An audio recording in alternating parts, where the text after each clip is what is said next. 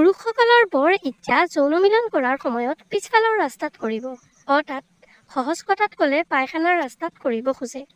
কিন্তু আজিৰ ভিডিঅ'টোত আমি কথা পাতিম যে পায়খানাৰ ৰাস্তাত মিলন কৰাটো দেহৰ কাৰণে কিমান দূৰ ক্ষতিকাৰক হ'ব পাৰে বা দেহৰ কাৰণে কিমান দূৰ ভাল হ'ব পাৰে।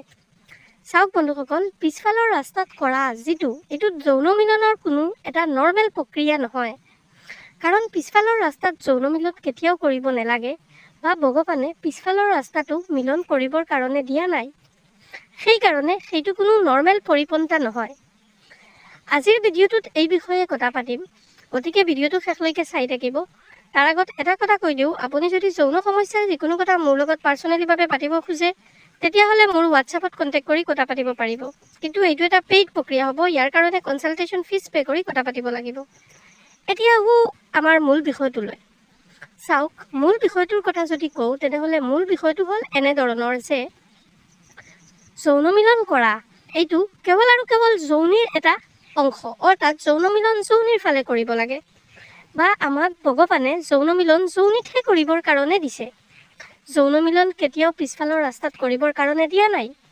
কাৰণ আমি জানো যে পিছফালৰ ৰাস্তা এইটো হ'ল পতি কৰাৰ ৰাস্তা, আৰু সেই ৰাস্তাটোত বিভিন্ন ধৰণৰ বেয়া বস্তু থাকে, যেনেকৈ বিভিন্ন ধৰণৰ বেয়া বেক্টেৰিয়া, বেয়া ভাইৰাছেছ, এই বস্তুবোৰ জীয়াই থাকে।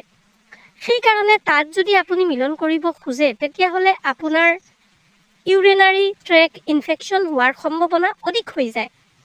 সেইকাৰণে আমি সেই ৰাস্তাৰ পিনে কৰা কেতিয়াও প্ৰেফাৰ নকৰোঁ।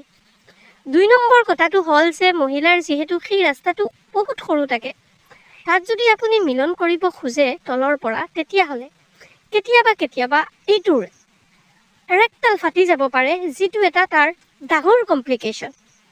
যদি মহিলাগৰাকীৰ ৰেক্টেল ফাটি যায়, প্ৰথম কথা মহিলাগৰাকীৰটো বহুত বেছি পেইন হ'ব, মহিলাগৰাকীৰ বহুত বেছি জ্বলিব, যিটো তেখেতে সহ্য কৰিব নোৱাৰে।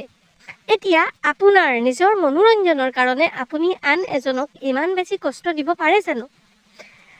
তাৰ পিছৰ কথাটো হ'ল, যদি কেতিয়াবা ৰেক্টেল ফাটি যায় তেতিয়াহ'লে সেই মহিলাগৰাকীৰ বহুত ডাঙৰ কমপ্লিকেশ্যন হ'ব, যিটো কমপ্লিকেশ্যনত আপুনি ইমিডিয়েট চাৰ্জাৰী কৰিবই লাগিব।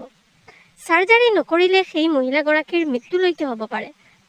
গতিকে এইটো এটা বৰ ডাঙৰ কথা, আৰু এইটো এটা বৰ ডাঙৰ বেয়া বস্তু যিটো আপোনালোকে পিছফালৰ ৰাস্তাত কৰিব খোজে। গতিকে মোক যদি সোধে তেতিয়াহ'লে মই ক'ম, পিছফালৰ ৰাস্তাত কৰা এইটো ভগৱানে আমাক দিয়া নাই, আৰু এইটো কোনো প্ৰাকৃতিক পৰিপন্থা নহয়। গতিকে কেতিয়াও পিছফালৰ ৰাস্তাত কৰিব নালাগে। তাৰ পিছতো যদি আপোনাৰ পিছফালৰ ৰাস্তাত কৰিব মন গুচি যায় তেনেহ'লে আপুনি সেইটো নিজকে কণ্ট্ৰল কৰক। ইয়াৰ কোনো বেলেগ পৰিপন্থা নাই বা বেলেগ কোনো উপায় নাই, আৰু পিছফালৰ ৰাস্তাত কৰাতকৈ বহুত বেয়া প্ৰভাৱ পৰিব। গতিকে আশা কৰিছোঁ আপোনালোকে কথাখিনি গম পাইছে। মোৰ ভিডিঅ'টো ভাল লাগিলে মোৰ ইউটিউব চেনেলটো ছাবস্ক্ৰাইব কৰিব আৰু ভিডিঅ'টো লাইক কৰিব। ফেচবুকত